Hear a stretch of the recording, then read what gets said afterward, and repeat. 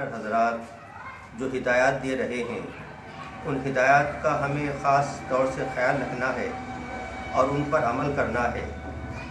اس کے لیے ہمیں گھر میں ہی اکثر رہنا ہے اور بغیر خاص ضرورت کے گھر سے باہر نہیں نکلنا۔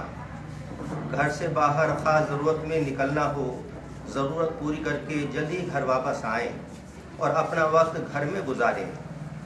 اس کی جتنی تدبیریں اختیار کی جائیں گی اس کا اتنا ہمیں ہی فائدہ ہوگا۔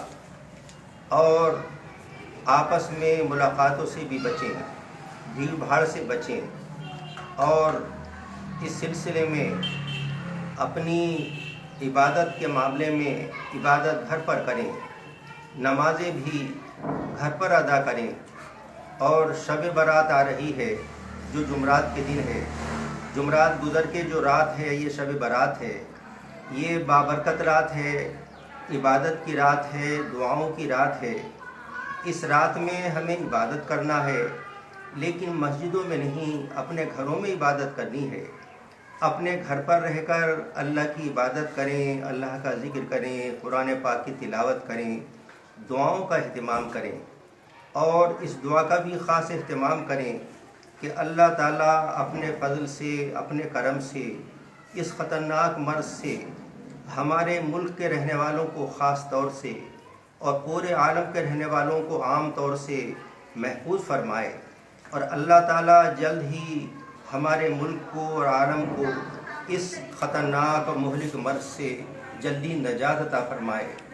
اس کے لیے ہمیں دعائیں خوب کرنی ہیں اور اس مبارک رات میں بھی کرنی ہے۔ اس مبارک رات میں ہم گھر میں ہی رہ کے عبادت کریں، آتش بازی سے بچیں اور قبرستان جانے سے بھی بچیں۔ قبرستان کے حضرات کو، مردوں کو ہمیں ثواب پہنچانا ہے تو وہ اپنے گھر میں رہ کے پہنچائیں۔ اس کے لیے آسان شکل یہ ہے کہ 3 مرتبہ الحمد شریف پڑھیں، 12 مرتبہ قل هو اللہ شریف پڑھیں، اور اول آخر 3 مرتبہ درود شریف پڑھیں، اور اس کا ثواب قبرستان کے حضرات کو پہنچا دیں، مردوں کو پہنچا دیں۔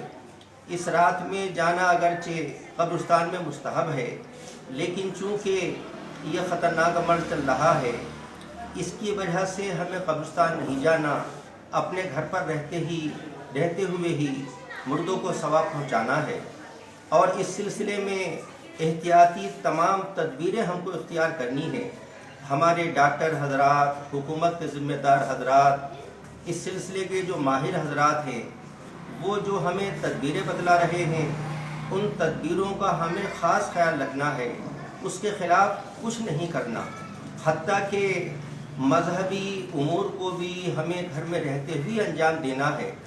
اگر ہم صحت مند رہے، ہمارا ملک صحت مند رہا، تو بہت موقع ہیں کہ ہم باہر مسجدوں میں نکل کر اور دوسرے موقعوں پر نکل کر ہم عبادت کر سکتے ہیں۔